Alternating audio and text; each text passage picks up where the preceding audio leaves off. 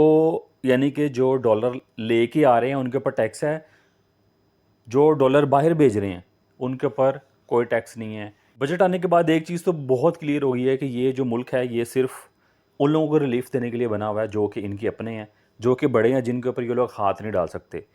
और वो हर एक छोटा तबका, हर वो एक काम जो इनसे छोटे लोग हैं उसके ऊपर टैक्स इम्प्लीमेंट करके तो ये वहाँ से पैसा रिकवर करने की कोशिश करते हैं। अभी रिसेंटली जो उन्होंने टैक्सेस लगाए हैं, अगर आप फ्रीलांसर्स को देखें तो 5% टैक्स उन्होंने इम्पोज किया है जो बाहर से वो रिमिटेंस फ्रीलांसर्स लेके आ रहे थे। अब वह मैं आपको एक फिगर्स बता दूं कि फ्रीलांसर्स कितने पैसे बाहर से लेके आ रहे थे अकॉर्डिंग टू गवर्नमेंट का अपना ही एक सर्वे था। 400 मिलियन डॉलर्स और 3.4 मिलियन तकरीबन हमारे जो फ्रीलांसर्स हैं पाकिस्तान में काम कर रहे हैं, और 400 मिलियन डॉलर्स ये पाकिस्तान में एक साल के अंदर लेके आए हैं। और इसके ऊपर 5% आप वो टैक्स देंगे जो वो फॉरेन रेमिटेंस लेके आ रहे हैं डॉलर्स की शक्ल में, और गवर्नमेंट उनके ऊपर टैक्स लगाएगी। जो यानी कि जो डॉलर लेके आ रहे हैं उनके ऊपर टैक्स है, जो डॉलर बाहर भेज रहे हैं उनके ऊपर कोई टैक्स नहीं है, उनको सारी छूट दी हुई है।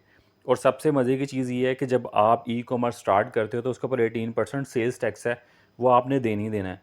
इसके अलावा एडिशनल इनकम टैक्स लगे हैं जो कि आपके लगे हैं, अगर आप क्लॉथ सेल करते हैं, इलेक्ट्रॉनिक सेल करते हैं तो वो 2% एडिशनल होगा उसका। इसके अलावा आप जो फेसबुक के ऊपर एड्स वगैरह रन करते हैं या फेसबुक पर रन करते हैं वो एक सेपरेट है।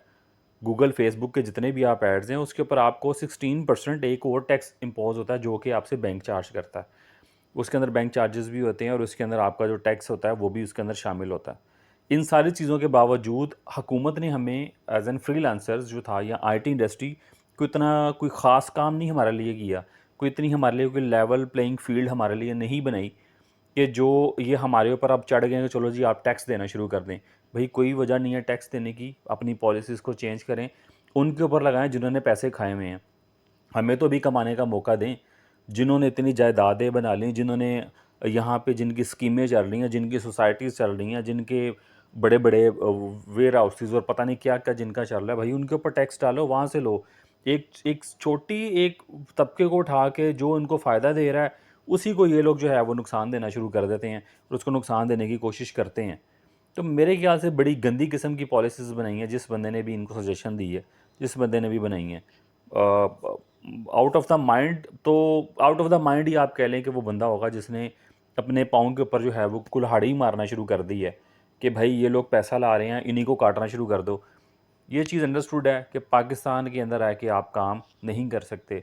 अगर आपने काम करना है you have to be moved abroad, आपको बाहर जाना पड़ेगा ताकि आप अगर वहाँ पे जो टैक्स दे रहे हैं वो टैक्स आपके ऊपर वापस लगे, ना कि लोगों के खातों के अंदर चला जाए, लोगों की जायदादें बन जाएँ, उनको ज़मीनें मिल जाएँ at the time of retirements. तो इस चीज़ का आपको देखना पड़ेगा, बड़ा सोच समझ के कदम रखें अगर पाकिस्तान में आपने काम करना है, अदरवाइज़ कोई कंडीशन नहीं है। अपना बहुत ख्याल रखिए, नेक्स्ट वीडियो मिलते हैं, अल्लाह हाफ़िज़।